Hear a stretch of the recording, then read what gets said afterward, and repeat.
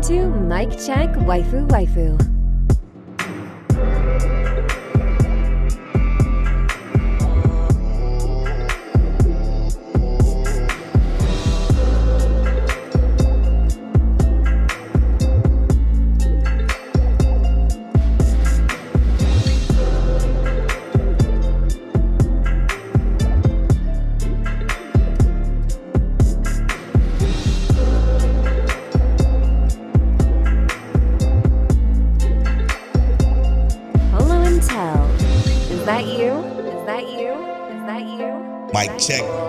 Mic check, waifu.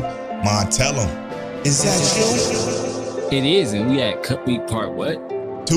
This is episode 359 of Mic Check Waifu. As always, brought to you by Patreon. Patreon.com/Mic Check Waifu is where you can get early access to the video version of this podcast, where you get access to the Patreon exclusive podcast, The After Stories, where you can get access to the pre-show, which goes live usually 2 days before this episode airs. Shout out to the Patreon producers who keeps the lights on explicitly. Kid, the pro from Chaotic Culture Podcast. Check out Chaotic Culture Podcast. Fear, Simi Sensei, my guy Frozen. T-Money, fingers. Dad Needs to Talk. Check out Dad Needs to Talk Podcast. Christian the Archivist, aka Death Scythe. Rob Stone, Matthew H. the Great, and last but certainly never least is our guy, TK. That's dog training. Thank you so much for producing this and many other episodes of the podcast. I appreciate it. I just mentioned that because I'm working on training my dog currently. He's good off leash now. He understands the command of, stand next to me until I say, okay, you can go. And he goes free and he has fun and he runs around and he understands the command of coming back and actually sitting down. He's getting the sitting down part down. Usually he just runs to me and then past me and then around me in a circle. So we're working on it, but I digress. Mic Check Waifu is the anime podcast is brought to you every Tuesday at 9:30 a.m. Central Time. We're here to bring you some anime topics, discussion, reviews, etc. We got a lot to discuss today. This is Cut Week Part 2, as Tell mentioned at the beginning, but we also got a few conversations to have on some shows that we picked up, on some shows that we dropped. Particularly, I'm curious as to what Tell got to say about a show he dropped that's very specific, but we're going to get to that a little bit later. Now, before we do, we usually start with the episode of the week. Before we get into episode of the week, we didn't do last week what was our favorite show on the of the summer season so far that started since the summer season started, since we missed 2 weeks prior. So since we missed 2 weeks prior last week or before last week, and there was a bunch of shows that started episode 3s and 4s are already out for those particular shows because the timing was just weird with everything. So it technically was like 3 weeks of full anime that was out. But I digress. We didn't pick what was our favorite show that week or that started so far. So right now, with everything that we watched up before this week, okay, so not your favorite show from this week, but shows that started already leading up to this week, what was your favorite show of the summer so far? And obviously, we want to stick to new stuff because Jobless, great, of course, started brilliantly. All the returning stuff, Tanya, it's great. Clevitas, obviously, those are great. But we want to start off completely fresh with a new show. So my show of the week, I just caught up on it. A Livid Lady's Guide. I do really, really enjoy that show. I'm glad you caught up. And it literally is just like I can't even call it Two-Face because it's not really Two-Face. You know what I mean? Right. I think she being honest the whole time, and I like that in her. Yep. For this show, and it's just it has a lot going for itself in the depth and the intrigue and the I'm ready for that get back. Ooh. I see exactly why you feel the way you did when you expressed it. Mm-hmm. So yeah, Livid Lady's Guide, I think is great. So before this week, my favorite show that started in the prior 2 weeks to this one would have to probably be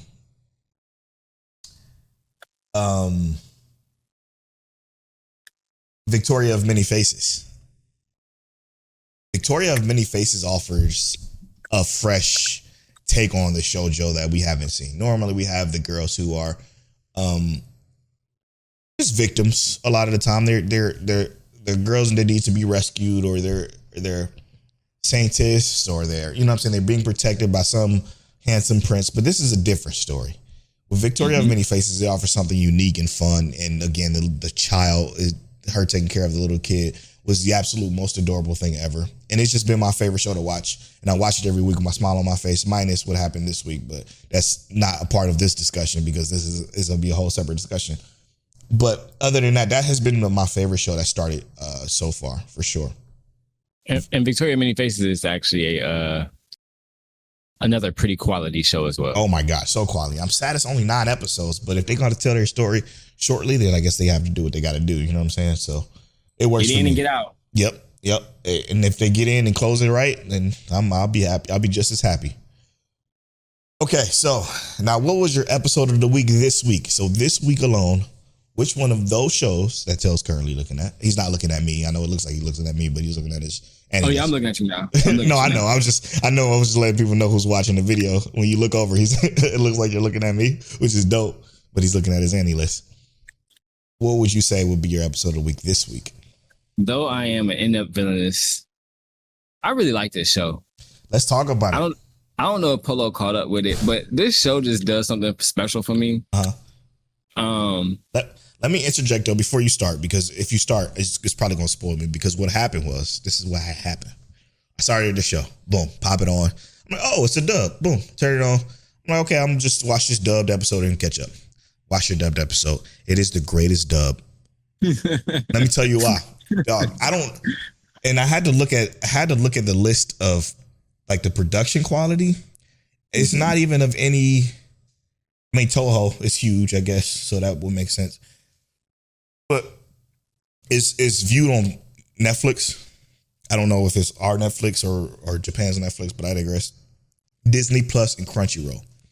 When I tell you they got the top of the top, and I know my dub voice actors very well because I am very much in that geist of dub voice actors. They got this dub cast fucking spot on. They got I can't remember her name. Her first name is Brianna, I believe. But she plays in a video game I was just playing recently, actually. Grand Blue Fantasy Relink just did an expansion. So I've been playing a lot of Grand Blue Fantasy Relink. And the character Narmaya, her English voice actress, is Brianna as well. She's fire. Absolutely really dope. And she's the main character who gets switched. And the way they intertwine her inner monologues with that voice, with her outer voice being the other character, and that other character voice actress is great. And then you got Ichiban from Like a Dragon, who's playing the main prince. You got so many different characters that I am so familiar with in this voice cast alone that I was ecstatic watching. I'm like, oh, I know him. Oh, I know her. Oh, I know him. Oh, I know her. And it was just top tier quality dub voice acting to the point where I can't catch up. I just need to watch it dub. So sadly, I'm only episode 1. But when I tell you that episode 1 was incredible, and you was absolutely right about me loving what I watched. It was, this is one everybody must pick up. Though I am an Inept Villainess. Incredible first episode. I'm very happy that you felt that way, because I wasn't sure when I initially picked it up. From the name alone, I was like, you're going to enjoy this. Me neither. I was putting it on the back burner. I'm always a fan of the Villainess, though. You know what I mean? Like, if it's a Villainess involved, I'm like, I rock with it. But after watching that first episode, after watching that second episode, after watching this episode, I was like, yeah, this is one of those. This is going to be a good one. It was unbelievable the way it was just moving and maneuvering through. Like, oh, she did something happen. Oh, look at that. Now I have a healthy body. And it's just, I don't want to say too much because I feel like it is worth watching and knowing nothing about. Because going in knowing the very little that I did made that experience elevated. I'm like, oh shit. Whoa, really? And it's beautiful. Art, like the animation and art style is gorgeous. Like everything about this show shocked me. And I didn't want to give it my episode of the week this week, but you did, because I only watched the first episode. So I'm glad you did, because it gave me this opportunity to gush about it. It is fantastic so far. Like, I'm looking forward to it. I'm sad I'm going to be behind you for 2 weeks, but I think it's worth it. Well, I might switch to the dub, because I didn't even check out the dub at all. Please do. It's fantastic. So I'll switch to the dub. Dude, I got to remember her name. I think it's like, I'm going to just Google English voice of Narmaya and Grand Blue Fantasy Relink. It's like Brianna something.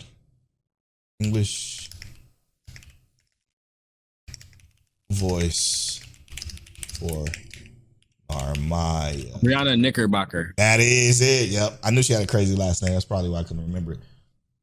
But yeah, she's fantastic. And her voice actress in Grand Blue is really good for Narmaya. And it's just great. It's just a great dub cast. I'm like, yo, this shit is fantastic. I was blown away. I was absolutely blown away. Okay, I guess it's my turn for episode of the week. Yes, bro. Yes. Man. What stood out to me the most? A lot of good episodes this week. I want to go new. Yeah. Because going new feels like the right thing to do.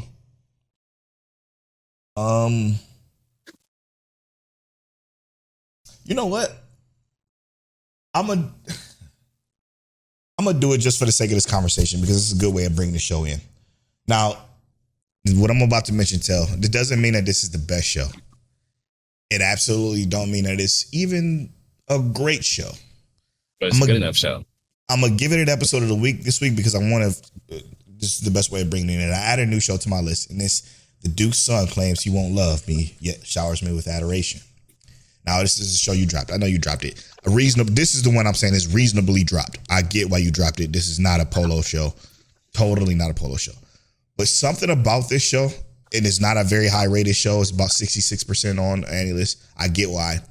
But something about this show is keeping me coming back. And it is the growth I want to see from the Duke understanding his current situation is not going to be like his parents. He's scarred from the way his parents moved and operated. I understand that. And it is a very interesting conversation. Now, I'm giving it episode of the week this week because I am intrigued at watching more. I don't want to drop it. But it's not great. I get why Till dropped it. But I'm definitely intrigued. Now, there was a question I had to ask my wife. I called her. I was like, baby, come here. While I was watching episode 1, come here, check this out. I'm like, do you find this guy? And I paused it on the main Julius guy, which is the main male character. I paused it on him like, do you find him, or do you think that women would find him conventionally attractive? And she was like, no. And I know my wife would be honest with me. And I'm like, because I'm a straight male, and I know it's not made for me. So I'm going to ask this because I'm sitting here feeling as a straight male, like I seen a lot of shoujo now, and this is a guy that she should be blushy for. So it felt off. It felt weird because I'm like, I don't think he's that handsome, I guess, in a traditional sense. And I asked my wife to confirm it. She's like, I don't think so either. She said if it was anybody else, like her brother is more conventionally attractive in anime terms than the Julius guy. And I'm like, yeah, that would be weird. So obviously that's not the case. So I'm like, that's interesting because I'm like, I don't find him to be. So I wasn't like believing her gush, you know what I'm saying, about him. So it kind of threw me off a little bit and took me out of it. But other than that, as the episodes go on, and particularly episode 4, I was like, okay, I'm liking where this is going. Me personally. People like what they like, you know what I mean? Like, even if it's weird to us, right? It's hard to, you can't say quantify because we're not quantifying anything, right? Right. But it's hard to put a variable number on what a global consensus might be.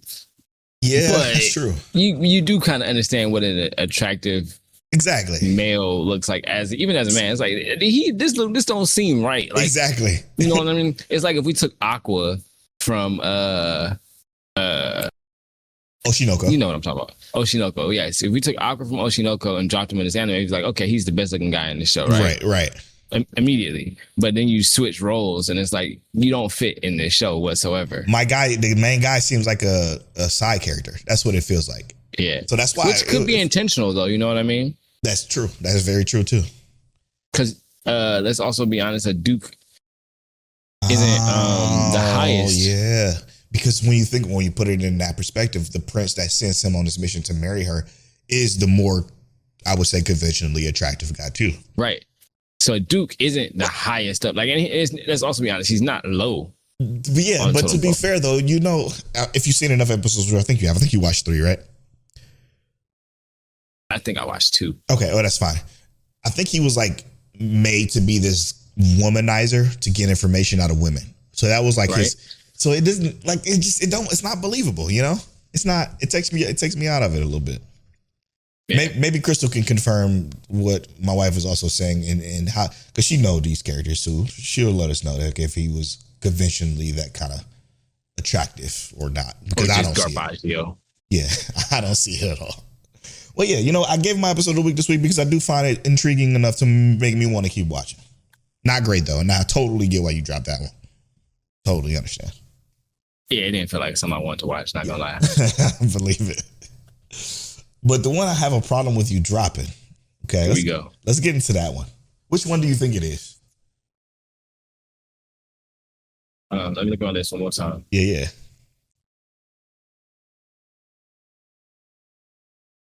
Because I'm shocked. I mean, it's only one other one, right? Oh no, you dropped a couple. Okay, you dropped a few. Is it? It can't be Rich Girl Caretaker, Yes. is it? Is it? Yes. This was fantastic, man. Is it? Yes. Because I didn't even turn it on, bro. Oh. That's why I dropped it. You just killed it off the list. Okay. Oh, brother, I was looking at this list and I was like, all the other things I gave a shot. Yeah. I was like, okay, that makes more sense now. I said absolutely not. Because it seems like okay, I get it. Okay, you didn't watch it. Oh, brother, I didn't even give it a shot, man. Okay. I did not even turn it on. Let me but tell it's you. good. Is it good? It's actually not bad at all. It's not bad at all. It's like, and I don't mean like not bad at all as in like it's mid or you know, mad decent. It's actually a really decent take on this type of situation. And for one, you want to talk about the worst parents in anime. He probably has the worst parents in anime. And you don't even see them once. But it's a very interesting take on a situation that's like, you ever, oh my God. I think I used this comparison on the show before. You ever seen Love Don't Cost a Thing? Nick Cannon? Yeah, we all saw Love Don't Cost a Thing. I say we all. This is almost something similar to that. Almost something similar. Doing the chop dance for the podcast listeners. But no, it's almost something similar to that. Almost. But it's a guy who's basically abandoned by his parents. It's fucking disgraceful. And who happens to come across this girl who gets kidnapped by some kidnappers because she's a part of this rich family. And he ended up going with her because he was chasing her down and had her drop pass or something like that, her drop ID. And it comes to find out that this rich girl has like this thing to where she is aloof outside of school. But in school, she has to put up this persona that is befitting of an heiress to the company that her family works for. And he is now going to become her caretaker because she feels like she could be herself around him. And it makes her comfortable. And this actually helps him too, because since his parents abandoned him, they took all of his savings that he earned working hard himself and ran with it. And I think they took it to gamble or something like that, but they just said deuces and dipped out. We never even see him once. So he's basically fucked at that point until he meets her. And then he ended up getting her job at her family. And he's undercover at her school, her rich school, taking as her caregiver, but undercover. So nobody can know what he's actually doing for her. And while she has her persona on at school, outside of it and during like kind of her free time, she's not this aloof character. And it's a very really good concept that is unique to this. And the main character is a fantastic dude. Like he's a really good dude that I'm happy to watch. And I'm liking to see where this is going. I think it's really good. I'm gonna pick it back up. My goodness. Yeah, give it a chance. Give it a chance. Because I did not give it a shot, bro. I'm not lying. It's to you. okay. I get it. I read that name, was like, come on. Yep, I get it. I was literally already looking at my list. I was like, I have 36 anime on this list. And that's reasonable. 100% reasonable. I saw you did start though. The Frontier Lore begins with 0 subjects. And I literally just pulled it up because I want to talk about that. Please do. I watched 4 episodes. Okay, so you all caught up. Let's go. Virtually the easiest 4 episodes of my life. Mm-hmm. Talk about it. It was so simple, easy to watch. I'm not gonna say it was like extremely well paced or anything, but it happened in this like manner in which it just it did flow well. Mm-hmm. I'm not saying like the pacing was like a 10 or anything, but it did flow exceptionally well for, I hate to say, I feel like we're not getting a ton of like, it's almost like, imagine reading a first few chapters in a book, right? Mm-hmm. It's not oversaturated with information, but you're still getting progress. Is what I'm saying. Well said. So it's not like too much information, but you're still getting progress. And it was easily, like I said, the easiest 4 episodes I've watched in a very long time. And I almost was like, I can't wait for this to be over so I can just watch the whole thing in a sitting. Because I would 100% do that. This is by far one of the easiest things I've watched. And I love these characters so far. Mm-hmm. All of them. Yeah, same. All of them. Same. You see what I meant about it at first when the second episode came by and they mentioned her age and you're like, ugh. But then he kind of like cleans it up like, listen, I'm not for that. But he's like kind of just accepting it. Yeah. I think it's hard to kind of maneuver it, but it's just such a great cast of characters so far. Yeah. And story being told that I'll also say this character is not a human character, technically.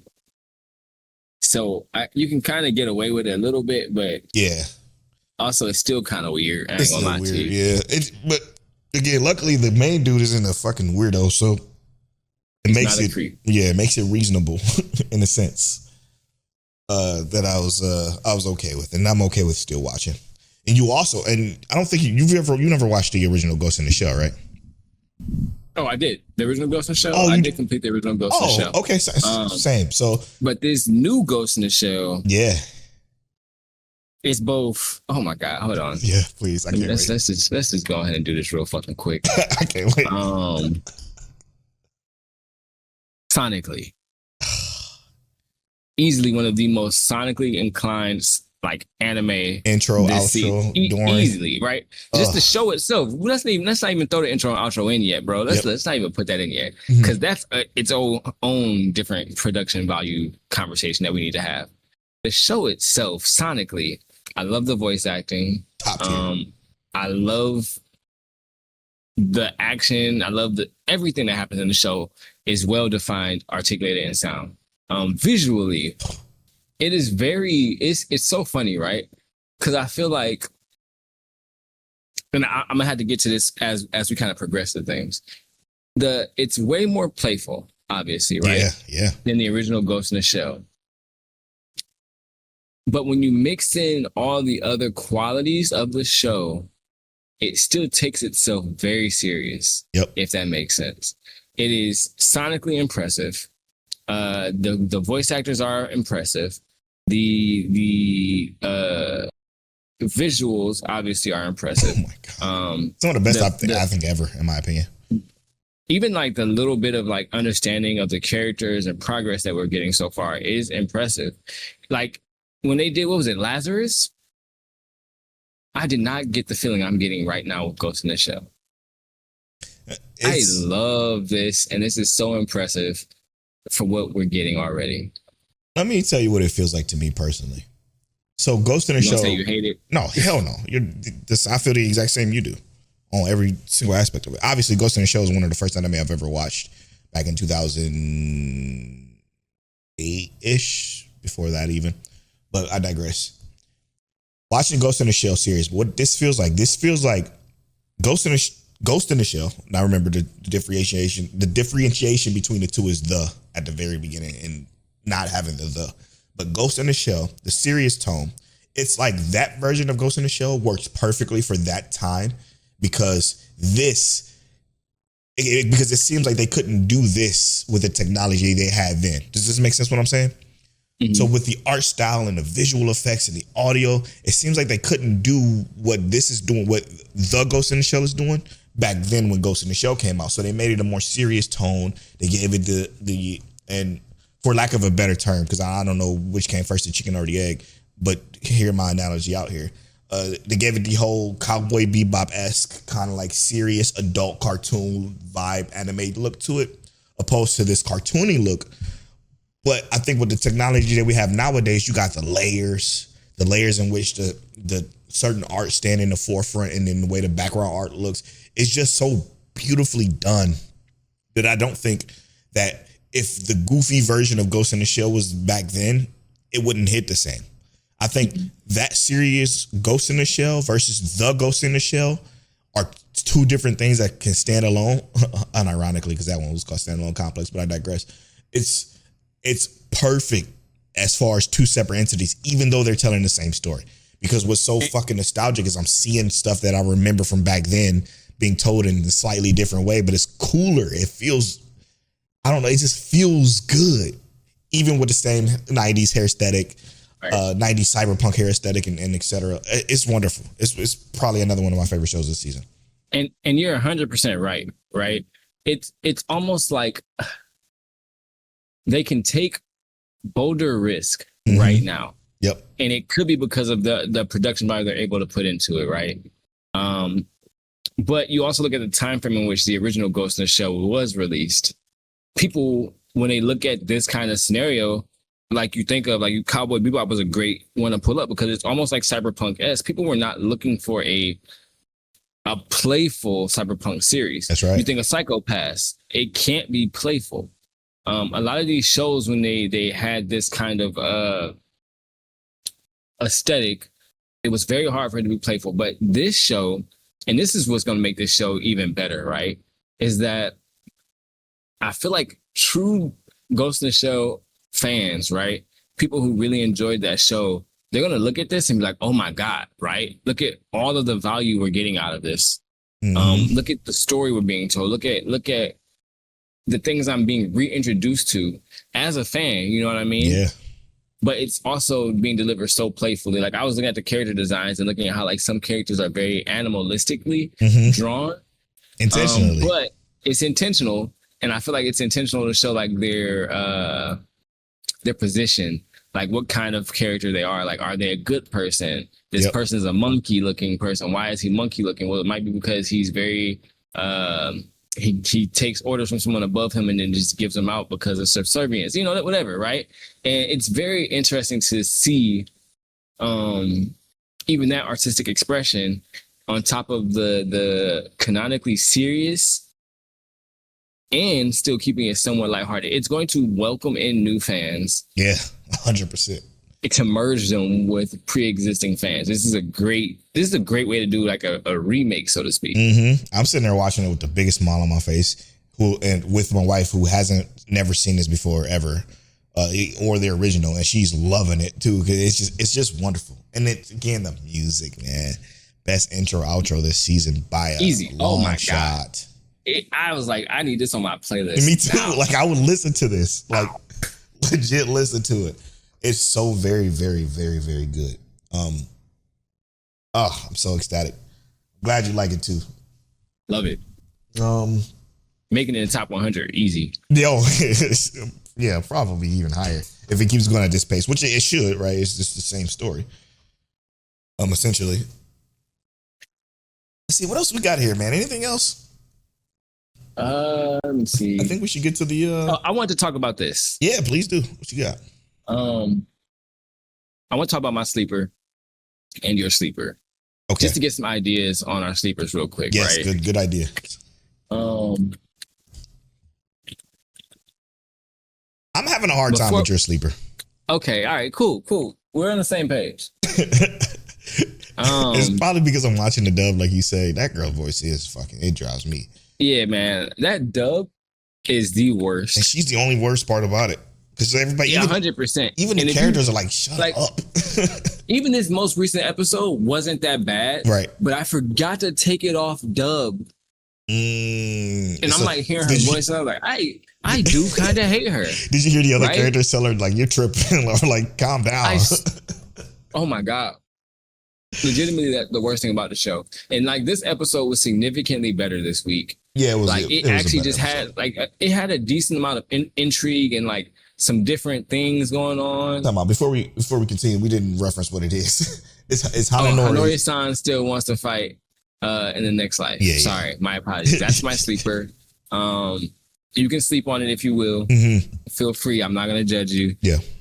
But it's like this was probably one of the more intriguing episodes. I agree. And it's just that voice, bro. That voice be dragging me through the mud. And it's only hers because the Demon Lord sounds cool. He's fine.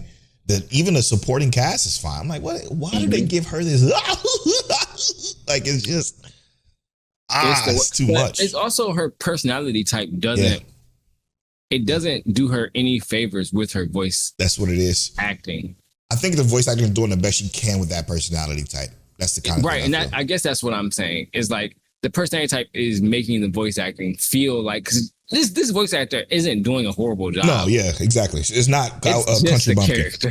Yep, that's exactly right. That's a clarification that we should have made, because the voice actress is doing well enough, because it doesn't sound flat, it doesn't sound fake, it doesn't sound bad. Like, as far as the voice acting goes, it's just the character just sounds bad because of this fucking personality she has. And I'm a hero. I don't know how to do it. It's awful. It's fucking screeching and ear bleed. Like, it makes my ears bleed a little. Easy. My ears are coming off every time. I just be like, I'll listen to it in silence. I'll watch it. Yeah. But the show it isn't a bad show. It isn't the best show. It's very satirical, which is fine, but I think I got enough satiricalness with my 100 Girlfriends.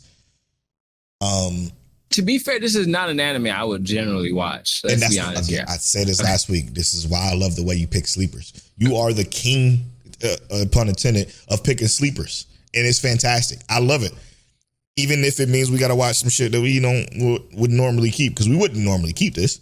But that's the point of sleepers, and that's why you're so good at it. While me, on the other hand, to transition to my sleeper, atypical, be usual Polow shit, but it's very good. Yeah, I'm enjoying this. Our boy character only made me mad for like 5 seconds, and I was like, okay, cool. Oh, really? And the show I'm referring to, which is my sleeper, is, oh boy, was I wrong about her? Yeah, great show. Great show. First and foremost, like, this is one of the easiest watches this season, and he only made me mad because of the little, like, thinking of them as a friend still for like 5 seconds. I was like, come on, boy, y'all shut up. Okay, well, you mean you gotta? Can you blame him though? Like, this all new? I know. You know. I know, bro. So I don't care. Yeah, I'm with you. Get it together. Lock in. Lock in. Let's get this money. Yeah, I'm with you. This is a great show though, bro. And very each endearing episode has brought their like relationship, in my perspective, closer. It has developed more of like an understanding, even in a couple of episodes, of what their past was like and why this kind of like reconvening is so important. Yeah. We got to look at what we believe is her mother, which right? Yeah, probably right. And like I said, we still haven't gotten all the way to the fact of like there are going to be some tears at some point in this show. I was almost there. I was like, oh man, when she was all sad, it was just like, oh, it's a lot. It's good so far, so good. Very Polow ass show. Yeah, it ain't nothing new though. That's the issue with my sleeper picks. I just picked the fucking same shit, but I can't help it. I just it shows like this that I want to make sure that you watch too. Which maybe you will anyway, but just to guarantee that we do, I always got to pick it as a sleeper, which doesn't make for an interesting sleeper pick, but you know, it is what it is. It works. So very good. All right, you ready to get to some listener cuts and stuff? Yeah, let's go ahead and touch that. Oh, I didn't got my glasses here. I'm gonna try to do the best I can. Major Alters. He says, okay, I actually managed to keep up with a bit this season. An episode behind on most of the ones that I have started. And he says, for Major Alter, he says, Keepers, Tomb Raider King. It's a B. And he gave you midterms. Okay, I wouldn't expect a midterm. Let's just talk about the ones he keeping. I'm not going to give his grade yet. I'm going to save his grades for midterms. My Villager of level 999, it was just a sleeper pick. He keeping. I mean, he don't have a choice. Hero and Saint, no. I'm all works made. I'm not going to factor in the grades, but he gave that one a higher grade, which I'm surprised by. The Oblivious Set can contain their power. The Cat and the Dragon. The world's strongest rear guard, which I am actually enjoying, which we should give a conversation to a bit in here in a little bit. Jobless Reincarnation, of course. The Ogre's Bride. Can't believe this one didn't make it to the standout conversation, which is one that we didn't have on the list, but we are changing that here shortly. We'll get into that a little bit later. I became a legend after my 10-year-long last stand. Average of average as average can be. The Frontier lore begins with 0 subjects. We talked about that already. Reincarnated as a slime continuation. From the overshadowed to overpowered, the Exile Heavy Knight knows how to game the system. Oh, by the way, quick side note on the Exile Heavy Note. The episode length for this week's was 14 minutes long. The actual episode length. So that's taking out all the camera pans. It's taking out the recaps. It's taking out the repeated scenes. It was an actual total of 14 minutes. So we're missing about 10 minutes of show there. As they're just from camera angles alone. Just from camera angles. Smoking behind the supermarket. Rich girl caretaker. Demons of the Shadow Realm. Young ladies don't play fighting games. Hell mode. Oh, that's been good so far. I'm glad that's back. And from Country Bumpkin, from Country Bumpkin Swordsman 1. Y'all know what I'm talking about. Okay, his drops / his pauses. Trapped in Dated Some Season 2. And he says, I love Season 1. This season has not felt near as good. Might watch it later when I have more time to give out. Skeletonite Season 2. Again, love Season 1. The season feels very lazy. Episode 1 reminded me of Episode 1 of Season 1. Just kind of meh. Black Torch looks decent. Only thing it's got going for it at this point. Highly doubt that I will pick it up later. Yeah, you might have let that one go. So I agreed entirely with technically 2 of his drops / pauses, except I'm not dropping Skeletonite. Black Torch though. Yeah, that one had to go after episode 3. I've been staring at that and I'm so ready to let it go. You watched episode 4? No. Okay. Yeah, I dropped it at 3. I didn't have the energy to turn it on. Yeah, it's bad. It's real bad. It's like bad. Which is the same reason why I dropped 2 other anime this week. Because I was like, I don't have the energy to turn this on. And I've been staring at Black Torch on my list. Like, I'm just going to drop it. If I don't have the energy to turn it on, why am I even keeping it on my list, right? And I promise you're not missing a damn thing. Yeah, bro. But that's exactly how I feel. I think everything he said with those 2, Skeletonite and Black Torch, is 100% accurate. I think even Trapped in the watching Skeletonite for sure. Even Trapped in the Dating Sim. I love Season 1 as well. I think a lot of us did. Like, we all did. It was new and unique. But right now, this season just been like, man, it's hell. It's like I do want to finish it, but this season is hard too with so much other shit. So I might just let it stack up and just be done. So, or if I finish stuff throughout the week and I ain't got nothing else to watch, and maybe it's Sunday and I'm like, oh, you know what? I'll turn this on. Like, while I'm waiting for you to come in or something. You know what I'm saying? Like, that'd be the time I watch it. Other than that, I'm not really pressed about it. Waiting to find the time to start. No particular order. He says, Clevitas Season 2, the Duke claims he won't love me. Oh, the show we just talked about. Give it a chance, Major. You might like it because I think it stays along lines with mine when it comes to that. Saga of Taya the Evil 2. Yeah, it's been pretty good. That's been real good. Mm-hmm. Jaguar, a witch. Oh, we've been hearing a lot of good things about that. I don't think it's for me though. Victoria of Many Faces. Yes, definitely start that. Livid's Ladies Guide to Getting Even. Yes, definitely watch that. That's the one we're reviewing at the end of the season. The Inept Prince Fugitive grabbed for the throne. I've been enjoying the hell out of that. It's a Polow until the last show though. So don't know if I can recommend it. Love Unseen Beneath a Clear Night Sky. Yes, one of my favorites this season. Been very good. And Though I Am the Inept Villainess, most definitely yes, start. Please. Yes, for sure. And then our guy, Daddy Talk says, yo, I know y'all currently recording, so y'all might miss this. Nope, he got it in well before. He said, glad to have y'all back. As far as the summer anime for me, it's been enjoyable. I pretty much have a handful that I'm sticking with, like Jobless Reincarnation, Witch in Mongolia, Tomb Raider King, Clevitas, Oblivious Saint, and Victoria of Many Faces. Also, I love the art style and personality of the characters in the new Ghost in the Shell. Absolutely. He says, I do feel overwhelmed with the fantasy type series, so I stopped watching most of them because they started to blur together. So I will circle back slowly over time. What a valid point. And that's one of those things that we talk about, right? Yeah. We talk about like the isekai stuff, and burnout's real, bro. And sometimes you might get burnt out just from a specific genre, and you might have to go find something new. And that's kind of why we do the sleeper thing. Mm-hmm. So hopefully you can find something fresh in the sleeper picks. But that's true. But though, that's so valid. What he said there is so valid, because what happens is that you start to not give those kind of shows a real chance when everything starts to blur together. Like, you think about it, like if you're watching Clevitas and you're watching,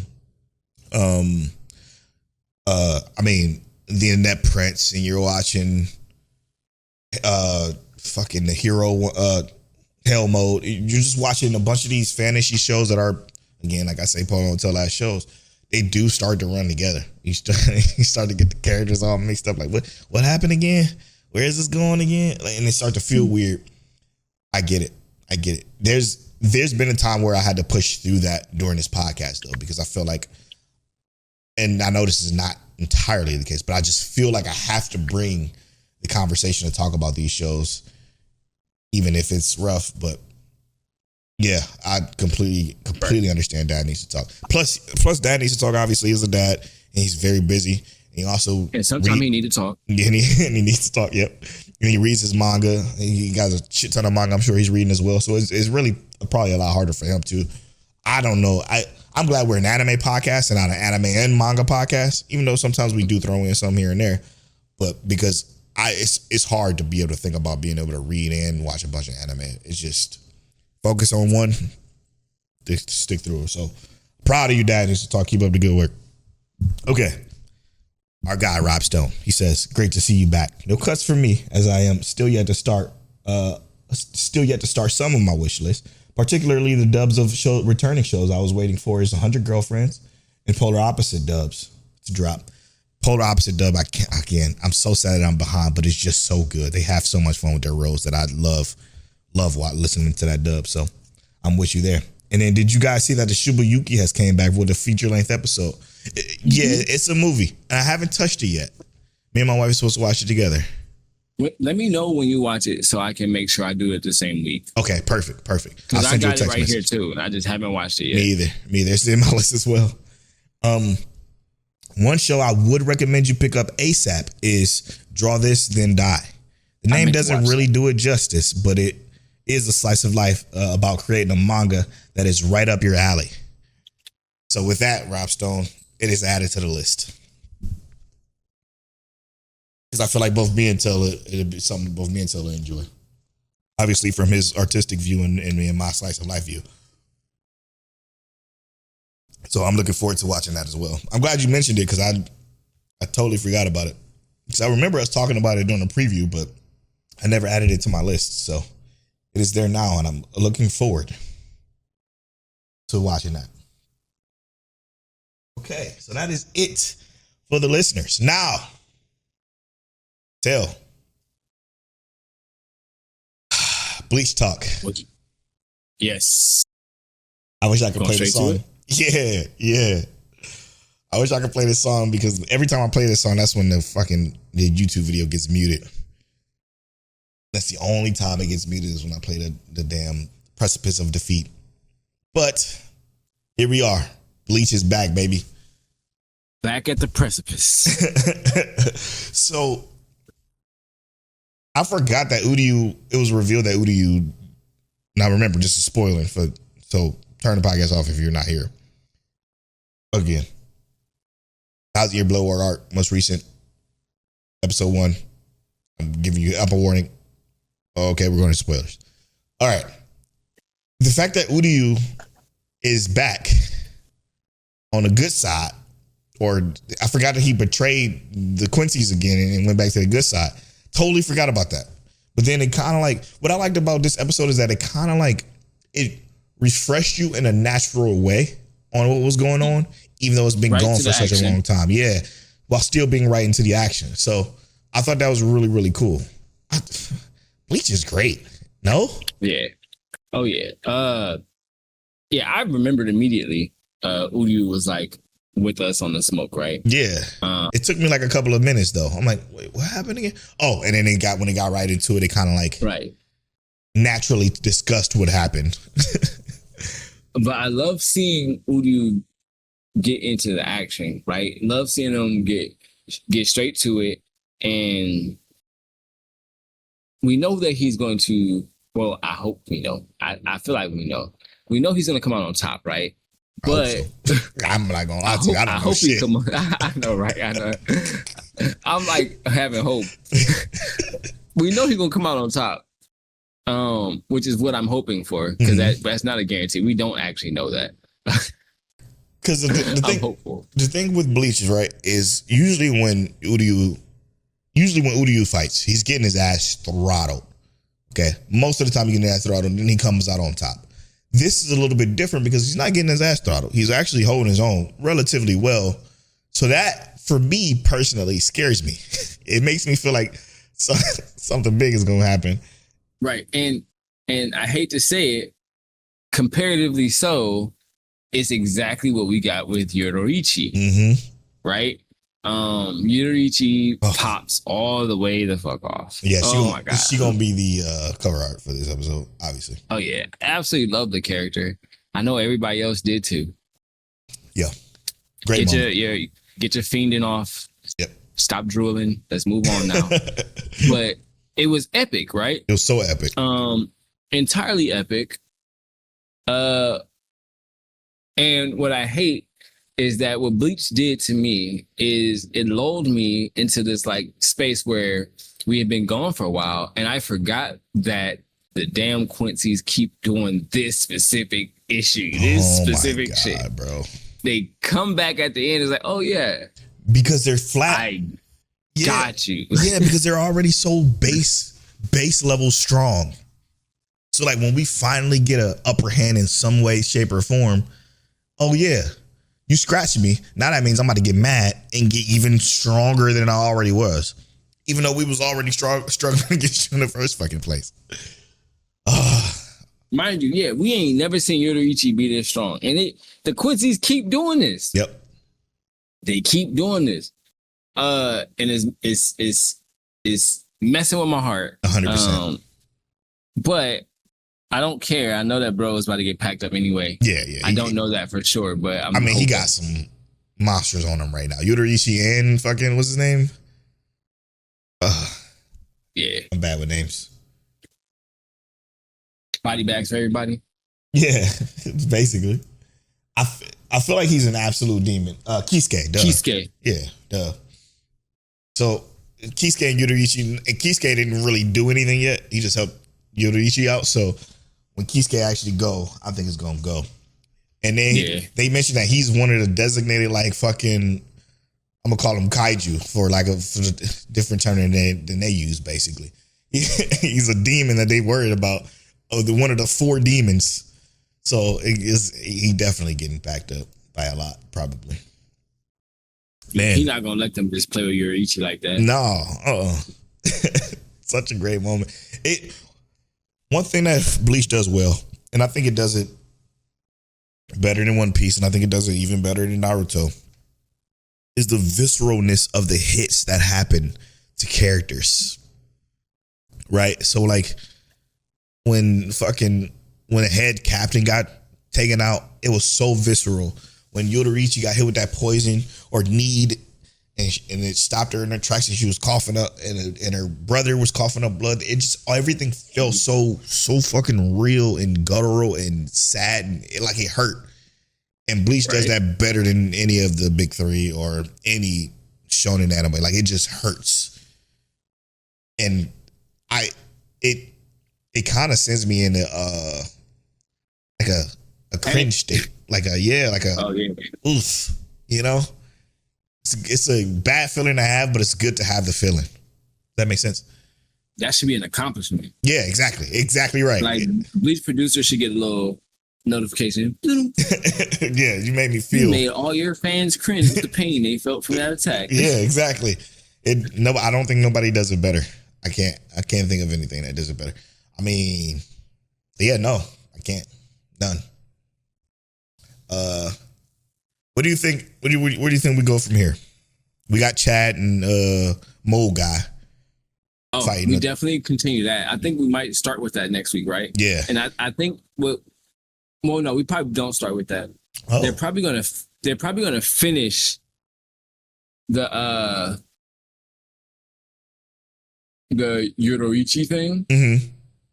And I only say that, right, because I don't think the Yoruichi combat is considered climactic. Interesting. Like, it's a big battle, but it's not as climactic, but they know we want to see it, right? Right. So I assume they start with that, then they do Chad, then they go back to Uryu. Okay. Because the Uryu thing is huge. The big one. Yeah. Because he is facing Yuashi's power. You know what I mean? I feel like that's way more climactic. So they got to circle back to that to reel us back in, if that makes sense. Very good point. Very well said. Yeah, I agree. I want that 100%. Dude, it's just so good how the pacing of it, and maybe it's because it's not long form anymore. The pacing of it is brilliant, man. Again, this episode felt like it was 2 minutes long, but it was a full 22, 23 minutes long. I was pissed. Yeah, it was definitely right. But it was so very well done. And I'm like, damn. Very good, man. Very good. It's only 10 episodes too. So it's going to be, this is it. Like, this is the last of the last. So nope, I'm pissed. Yep. So it's gonna be wrapped up nicely if the pacing keeps going at this pace. I'm looking forward to it. Okay. And let's continue on with one last spoiler talk, if you don't mind. Let's go. I really do want to talk about Jobless. Okay. I had to mention this to Monty Purpose. Now, Monty Purpose, I love Monty Purpose. He's a good guy. Shout out to you, Steve. But the problem is he's very impatient. Very much suffers from, sorry to put your business out here. He don't care. From ADHD. He's like, man, I'm going to need Jobless to get into the shits. I'm like, do you know that Jobless is going to get to the shits? What Jobless does so well is building. The build of Jobless is spectacular. And I'm loving every single episode of Jobless that's dropped so far. Like, it's been fantastic. And I still feel like the pacing is a 10 out of 10. Here's my issue. I'm already depressed. Yeah. Because I feel like it's been too good. Yep. Like, things have been too okay. It's always a turning point. And what episode are we on right now? 4. Yeah, fuck them. Yeah. They about to hit us with the meanest Mike Tyson gut shot. What was the end of the last episode? It said something of another magical event? ? It was some name of the next episode. I'm like, I can only imagine what the fuck we were about to deal with. I am already in a state of peril. Yeah, same. You feel me? Yeah. And he talking about they gotta speed up. They're about to. Yes. They about to, and you gonna be salty when it happens. Mm-hmm. Oh my God. Shut up. That's exactly how I feel. Like, bro, you have to chill. It's gonna happen. And it's gonna be not awful. Okay. Yep. It's brilliant, man. It's a brilliant show. I love the shopping thing with Roxy and Sylphie and Rudy is shopping for his little sisters. That was really sweet. The birthday cheer had me a little emotional when they were talking about Paul. And then when his mom started to kind of show up a little bit, I'm like, oh man. Oh, that's a punch right in the gut. They knew exactly what they was doing with that one. Bro, the next episode's episode 6. Oh, that was 5 years on? Oh, shit. Polow, man. Oh, no. It's either this episode or the next episode, man. It's either this episode or the next. We in trouble. And again, we didn't read, but we just know how Jobless works. And it never fails. And that's exactly why I felt this way at the end. Because I was like, which episode did I just watch? And I saw it was episode 5, and I was like, oh, I'm like literally in this chair right here, like, oh. Threw my head back. That's killer. That's actually gonna hurt. Whatever it is. Fuck. Because what happens is, like, you think about Turning Point 2. And Turning Point 2 was them walking. You just so happen to be walking next to the dragon god. Or past the dragon god. Out of nowhere. Everything was going perfectly fine. Like, they just recovered from, going through hell in the demon continent. So they're just walking now and then. Blah, blah, blah. And then that shit happens in Turning Point 2. So it's like, fuck. And you got Turning Point 3. He's fighting the fucking Hydra and everything happens with Paul. It kills you. You fucking are miserable because he loses his hand. Paul is gone. He has to go back and tell his sisters that Paul is gone and his mom isn't the same. Oh, rough. what the fuck could a turning point that is leading up to where it's leading up now to now be that it leaves me aching, man. I don't know. It's hard. Heartbroken. Heartbroken. Yeah, oh, absolutely. They're gonna find a way to gut punch us. And I would hate for it to be either Sophie. Oh no. Don't say it, Sophie. Don't say that. I mean. Yeah, it's gonna hurt. Oh, something happening to one of the wives. I don't like that. Tears. Oh. Utter pain. Yikes. Only other worst thing could be sisters. Maybe it's not even a bad thing. Maybe it's just something. We know what these turning points do. Yeah, we do. Fuck. I have no idea. They ain't never been good. They gonna give us a good turning point all of a sudden? Come on. What if this is a crazy gut punch, but I'm gonna do it anyway. Gut check, I mean. What if his mom has some kind of a seal, and something activates that seal? I'm about to cry just thinking about it. Something activates that seal inside of her or something, and it causes something major. Because the reason why she's shut down right now is because of a seal sealing something, probably. This is just a guess. It could be, let's say, the seal could be her communicating. And if she decides to communicate, the seal gets broken. Could be. It could be. She was inside of a crystal, if we remember correctly. Something was happening. I'm thinking like that seal something within her. It gets broken somehow. Because what I'm doing is I'm using context clues and putting the name of the episode into some magical term.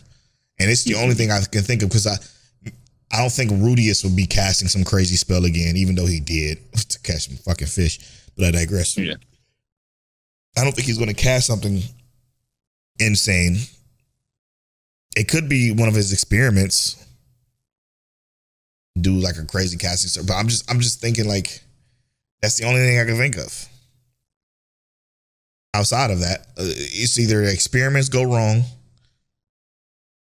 which I hope. Ooh, maybe he has the shells. Oh, it's at school probably. Damn, shells from the Hydra. I'm like, damn, maybe he can use that to help if something does happen to his mom. I don't know. I don't have no fucking clue. It's hard to guess. I'm scared. I don't even want to think about it. You said what? I'm scared. I don't even want to think about it. Yeah, it's hard to even do that. Yeah, you're right. All right, man. I think with that, what you say? You frozen. The spell and everybody get teleported. Uh-oh. You got a little choppy. Oh, I don't know what's going on. Say that one more time, because I think it sounded important. I said he cast another spell and then everyone gets teleported. Oh, another mass teleportation. Teleported. Fucked. I would hate that. They wouldn't do that again. They wouldn't do it again. I was just joking. Okay, yeah. I mean, they could. Shit, we don't know. They entirely could. All right, man. I think that's a wrap for a great episode today. I'm at Polow Born Fly on all social media. I'm at King Telliano on all social media. Make sure you subscribe to our YouTube channel. Like, favorite, hype, whatever you got to do on the YouTube to get us up in the algorithm, because we would like to get that up a little bit more. And support us on Patreon if you can. Discord.miccheckwaifuwaifu.com, YouTube.miccheckwaifuwaifu.com, all that good stuff to get access to us. We appreciate you. Thank you all so much for rocking with us. But as always, Mike, check. Peace out.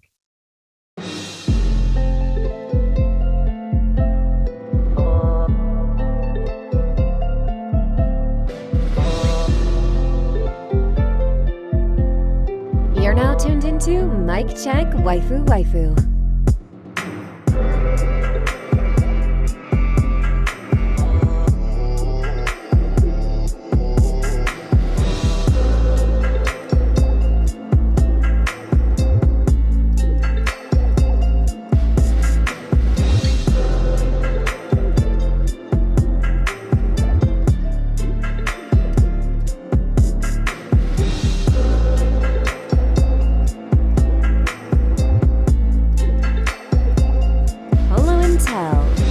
that you? Is that you? Is that you? Is that you? Is that you?